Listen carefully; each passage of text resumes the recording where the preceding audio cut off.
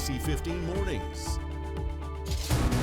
Facing a recession. These bills are about competitiveness versus complacency. President Biden wants to slap Americans with the biggest tax hike. Will the debt ceiling be raised, or will the country run out of money to pay the bills? Vaccines for children. How many days it will take, I can't tell you exactly. Kids under 11 could begin to get their doses very soon. Learning through art. I get the chills every time I see this and I explain this. This morning, we take you through the Arizona Latino Arts and Cultural Center. Dreams didn't make us kings. Dragons did. Plus, our first look at a spin-off series to Game of Thrones. And on that note, we say good morning. Nick Saletti here on a Wednesday. Allison Rodriguez in for Kaylee O'Kelly today. Like dragons, the fire, all that. I love it. That's how we're starting this Wednesday. We're also going to kick it off with some new video to show you of the wild weather yesterday. This video is of hail in Mesa. Shot yesterday, sent in by our viewers. You can hear it and see it coming down. All right, let's bring in meteorologist Jorge Torres, who is with us this morning. Okay, so how much rain did we see yesterday, Jorge? Well, in parts of the valley, we got as much as a half an inch in areas like Fountain Hills. But at Sky Harbor, not too bad yesterday, with more than a quarter of an inch of rain, 0.28 exactly. So for the entire year of 2021, we've got more than 5.5 inches of rain, which is above average for this time of year. So we'll take it because we're going to dry out for at least a few days. In fact, it's dry out there right now. Different story compared to yesterday morning where we had those showers and thunderstorms across the valley. But right now at Sky Harbor, temperatures are in the upper 60s under mostly clear skies. Those 2 points in the 50s and winds light from the southeast at 6. Your forecast for the next 4 days at least here in the Phoenix Metro, showing temperatures rebounding back into the 90s, not just for today, but also for tomorrow, with some breezes in the forecast Friday and for the early part of the weekend, along with a slight cool down. And we anticipate a big time cool down, our first shot of very cold air beginning early next week. And we'll talk about how cool it will get here in the valley coming up in your 7-day forecast. But first, we're going to talk about that all important traffic update. And for the latest, here is Megan Thompson. Good morning, Megan. Good morning, Jorge. Let's take you live outside, sponsored by Accident Law Group with our ADOT cameras. This is the I-10 eastbound near 43rd Avenue. Take a look at all of this backup that is building. I'm just seeing reports popping up of a crash in this area, potentially involving a motorcycle rider. So that's why we're seeing a lot of this slowing in the area. Plus, it's that time of the morning, so any crash doesn't help with your slowdown. As we check some of those speeds in the area, you're dropping in the West Valley here after you pass the 101 to about 12 miles per hour. As you get closer to the stack, your speeds improve just a little bit to 30 miles per hour, and then right around 30 miles per hour, that speed sticking around after you pass the stack and you're heading towards the mini stack. So as we check that desert drive time at this early hour on the I-10 eastbound from the Loop 303 to the mini stack, you should allocate about 30 minutes for that desert drive time, Nick. Well, this morning, Phoenix police are searching for a vehicle connected to a drive-by shooting that left 2 people injured. This happened near 48th Street and Broadway. Officers telling us a woman was found with gunshot wounds, and then a man who was also shot wound up at the hospital as well. Officers not revealing if they have a suspect description right now, but our desk is making calls right now to try to get some more information. Meantime, flags will fly at half-staff today at all state buildings to remember the life of DEA agent Michael Garbo. He was with the agency for 16 years and died in a shootout this week on an Amtrak train in Tucson. Garbo was serving a search warrant at the time for suspects accused of using the train to transport marijuana. Investigators say Devontae Mathis and another man with the initials DT were on the train, and when agents searched their bags, they found narcotics. The agents went to talk to DT. Investigators say he opened fire, hitting and killing Agent Garbo. Another agent was critically injured, and also a Tucson police officer was hurt. Giving you a live look from Washington, D.C. as lawmakers get to work this morning. There's a lot to be done, too, when it comes to the nation's debt limit. You've probably heard a lot about that this week, but what does it mean for you and your everyday? Mark Thompson is joining us live right now with more on this one. Mark, lots of people have debt, okay? The country turns out is no different, and when that debt doesn't get paid off, there could be consequences. Yeah, consequences indeed, Allison. Good morning to you. And there is a deadline as well. Lawmakers have until October 18th to approve legislation that would prevent the United States from running out of money to pay its bills. So that debt ceiling legislation, very important. But what happens if it doesn't happen? Here's some scenarios that could affect you. A recent study by Moody's says that a default, it could be a cataclysmic economic scenario and could cost the United States up to 6 million jobs. It could also wipe out as much as $15 trillion in household wealth, $20 billion that is owed to seniors on Social Security. That could go unpaid, and the unemployment rate could increase. Despite all of these reports, there is still a stalemate with lawmakers in D.C. The debt ceiling needs to be addressed. The only question is who should address it. We've laid out a path for 2 months here. It's easily done. There's plenty of time additionally this month to do the job. And I hope our friends on the other side will step up and take care of it. It's perfectly clear to everyone, that Democrats are working to prevent a default, and Republicans are deliberately making it more likely to happen. Republicans have been offered multiple opportunities to take a step back and de-escalate the crisis they've created. Yeah, and today the Senate, they will vote once again whether or not to advance House legislation that would suspend the nation's debt ceiling until December of next year. So, of course, we're going to be following this very closely as time is running out for the U.S. to make good. Reporting live this morning, Mark Thompson, ABC15 Arizona. I'll send it back to you guys. Let's get to the coronavirus now. New cases are dropping, but nearly 27% of all new weekly cases are happening in kids, even though they only make up about 22% of the population.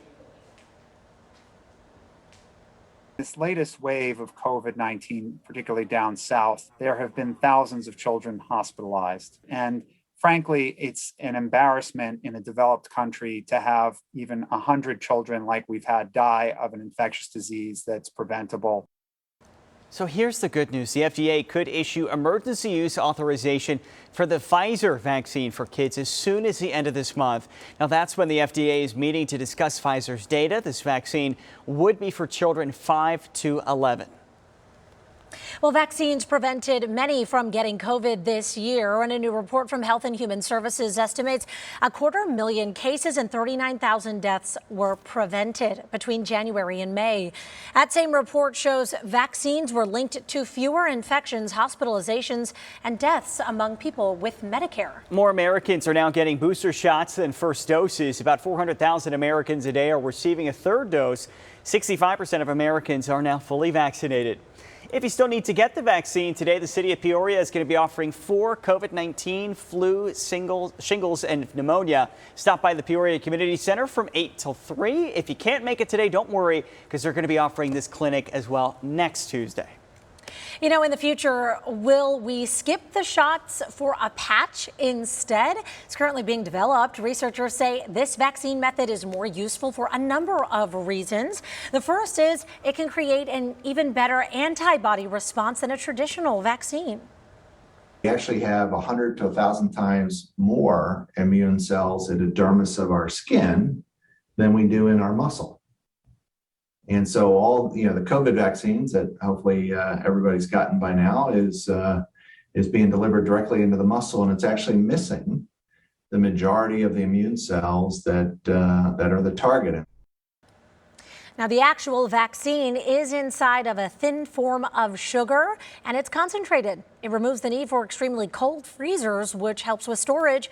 The patch can also be self-administered and is pain-free. Today, Arizona Senator Mark Kelly is going to chair an oversight hearing on Western drought. The hearing comes amid an ongoing region-wide drought and the federal government's first ever shortage declaration for the Colorado River. We've covered this extensively. So many people feeling the impacts of this. So Phoenix could soon have a new sister city. Today, the city council is going to be asked to enter into an agreement with South Korean city Suwon, which is the headquarters for electronics giant Samsung. Sister cities are long-term agreements between two communities in different countries to promote cultural and commercial connections. Phoenix currently has 10 sister cities. Next up on ABC 15 Mornings, the CDC releasing new data when it comes to the murder rate in this country. And the figures are some of the worst we've ever seen. Saving homes, communities, and the forest. How a new retardant could slow down wildfires. And rolling on a river this morning, the queen of rock and roll has a list of massive hits. Tina Turner now deciding to sell off her life's work. She is simply the best. She sure is. 6:09 right now as we take you live outside with our ADOT cameras on the left side of your screen. That's the eastbound lanes of the I-10 near 43rd Avenue. Very slow in go in this area as a crash has been reported. I'll take you there coming up.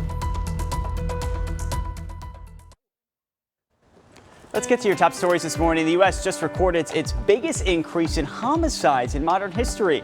CDC numbers for 2019 to 2020 indicate a 30% jump in murders. Previously, the biggest increase in homicides was from 2000 to 2001, which was due to the 9/11 attacks. A new fire retardant approved by the U.S. Forest Service could change the way we fight wildfires by stopping them before they start. It's a clear spray. It covers vegetation and can last for months, even after a little bit of rain. This would be crucial in Arizona, of course, over in California as well. Yeah, so a COVID booster shot, they could cause swollen lymph nodes. That is according to an official for the FDA. It appears to be a more common side effect with the third dose, but usually goes away within a few days.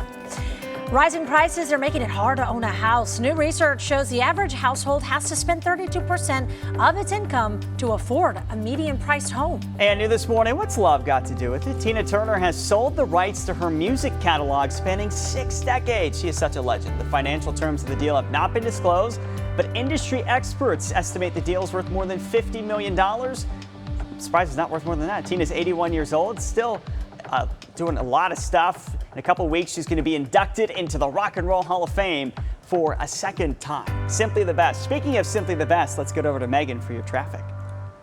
ABC15 Desert Drive Time, sponsored by Accident Law Group. Oh, Nick, I'll remember that one. Thank you so much. Let's get a check of traffic now, sponsored by Accident Law Group. He's taking a bow off camera, just so you guys know at home. This is a live view of the I-10 near 83rd Avenue. Take a look at this backup coming up on our screen. I know it's very difficult to see. Right here is where I'm seeing some flashing lights, some police activity. We have a crash reported in this area, likely not helping with the delays that we're seeing there. Your speed's dropping below 20 miles per hour in that area. Plus, we have another crash on the I-10 eastbound, that one near 35th Avenue. Your speed's dropping in that area to about 30 miles per hour. On the I-10 eastbound now, from the Loop 303 to the mini stack, with both of these issues that we're tracking, your average speed is right around 45 miles per hour from the 303 past the stack and toward the mini stack. That drive time is right around 30 minutes. Great news, though, on the 17, the 101 Agua Fria side, the Pima side, the 51, you're looking green right now. The East Valley,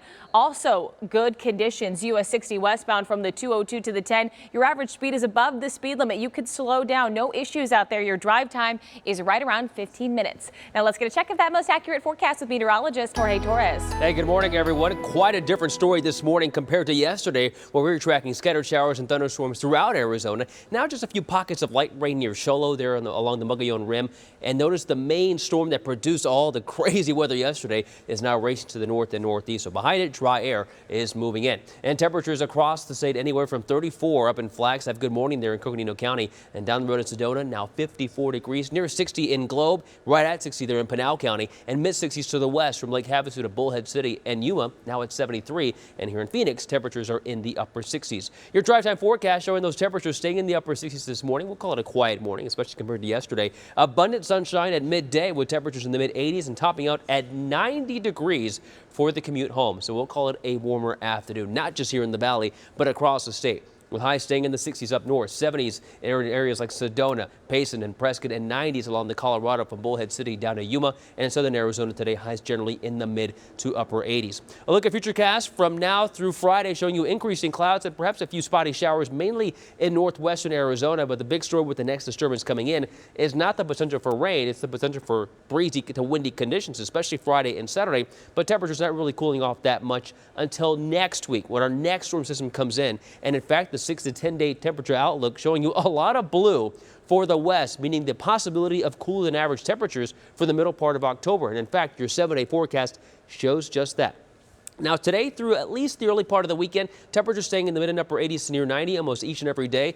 By Sunday, temperatures remaining in the mid 80s. But look at the forecast for Phoenix Monday and Tuesday. We go from 87 on Monday to 75 degrees on Tuesday with a slight chance for showers that day. Look at Flagstaff, though.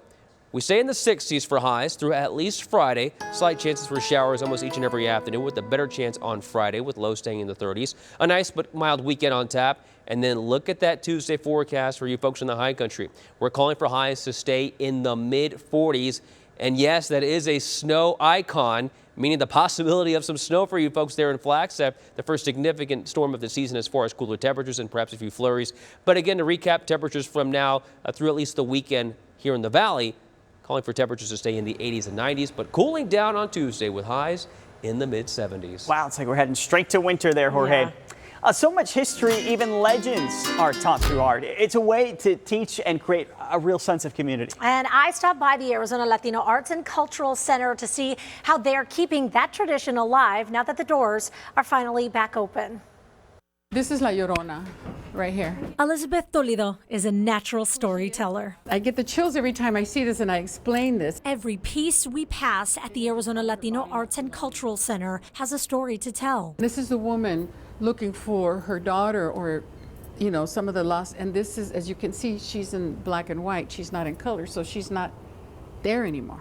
I stopped by the center located off of Adams Street near the Phoenix Convention Center, and she and fellow artist Roman Reyes gave me a tour. This is where it all happens. If you kind of look over here a little bit. It shut down last March because of the pandemic, and then in June of 2020, while protesters were marching in downtown Phoenix, the center was broken into. The big window that was boarded up, and so Pierston said, I don't like, Pierston the artist, he said, I don't like to see that board there, so he painted her. This had just come up. That delayed the reopening, but now they're back. Events and exhibits put on hold for more than a year are now up and running. And ofrendas like this one are going to be on display at their Dia de los Muertos event that will take place in the beginning of November. They're always working on new events and works to display, but the center is also a place to foster talent. We reach out to the community, and there's a lot of people that come through our doors.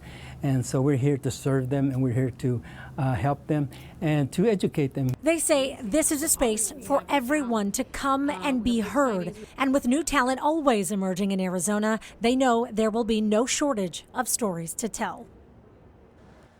So they also have a store at the front they call La Tiendita, where they sell local artists' items and artwork, a lot of other cool stuff there as well. Now, the best way, they say, to see what their next events are going to be is on their Facebook page. You can find them at Arizona Latino Arts and Cultural Center. And Elizabeth also told me they've just put out a call for artists for their Dia de los Muertos exhibition. That's going to be happening in early November, like I mentioned. And if you would like to visit, we have put the location and times right there on your screen. Now, a series of murals are being commissioned by the Phoenix Office of Arts and Culture's Artists to Work program. The project will receive the spirit and identity of Phoenix's Hispanic heritage at one of the entrances to Park Central. Artists have until Friday to submit their portfolios online. So many talented local artists, great way to showcase them. Well, we're paying more now than we have in the last 5 years, why gas prices are so high, and why they could increase over the next few weeks. Plus, bringing literacy to a new audience on your bulletin board, a perfect family-friendly activity to get kids excited about reading. Want a cheaper car rental? How about renting from another car owner? I'm investigator Joe Ducey with what you need to know if you go with this growing business. And stay up to date on the latest news, weather, and traffic by downloading the free ABC15 mobile app. Just use your phone camera to scan the QR code on your screen right now. Thanks for watching ABC15 Arizona, streaming 24/7 on Roku and these streaming devices.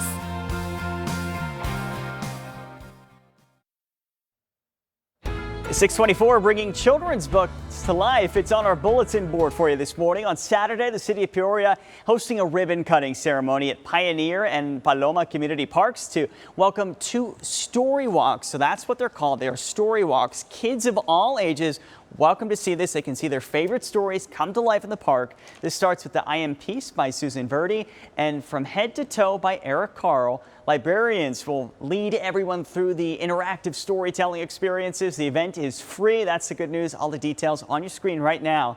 Take your story time for a walk in the park. That's what's on today's bulletin board. I like this. Fire.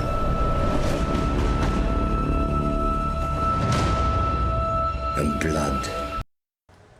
The Targaryens are coming. HBO Max releasing the first teaser for the upcoming Game of Thrones prequel, House of the Dragon. The new series comes out next year. A lot of people chomping at the bit for that one. So long, IGTV, Instagram's long-form videos and feed videos are being combined into Instagram video. You're going to be able to find them in a new videos tab. That change is it won't affect the short-form Reels platform, though. They're going to be two separate things. All month long, the Buckeye Police Department's going to be wearing and selling pink patches there for Breast Cancer Awareness Month. It's part of the Pink Patch Project. All proceeds go to the nonprofit Bosom Buddies of Arizona, which provides support, education, and advocacy for people battling breast cancer. Learn more at buckeyeaz.gov/Pink Patch Project. You know, 1 in 8 women will hear the words, "you have breast cancer," in their lifetime. So it's an important month. Men could also get it as well. My mom had it. She's an 8-year survivor, so something that's near and dear to our family as well. Make sure you're doing those the appointments. mammograms, the self-checks, whatever you can do could save a life. Today, tickets go on sale for the Innings Festival. The headliners are Foo Fighters there. Tame Impala and St. Vincent Innings Festival set for February 26th and the 27th at Tempe Beach Park. It's something that has never happened before. Next at 6:30, the Suns and Mercury will tip off back-to-back here. Got 2 games, marking the first ever doubleheader for the 2 pro basketball leagues here in the Valley. It's going to be an exciting day for basketball in Arizona. Wall Street opens up in just a couple of minutes. Coming up, why today could be a rough one when it comes to your money. And the Chandler Police Department releasing new details in a once solved murder that has now gone into another direction. Lori Daybell at the center of it all. I'm Mark Thompson. I'll break down the very latest on the investigation into the death of Charles Vallow. That's straight ahead in a live report. Plus, you might be getting a ballot in the mail this week in Maricopa County. I'll explain what you need to know before you fill it out and send it back.